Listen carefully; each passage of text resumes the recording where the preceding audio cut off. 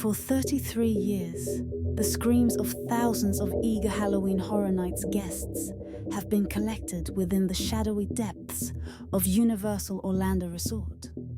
All the while, their wails of terror festered beneath the billow fog up on the surface, forming a monstrous manifestation of the horror that lives within their hearts.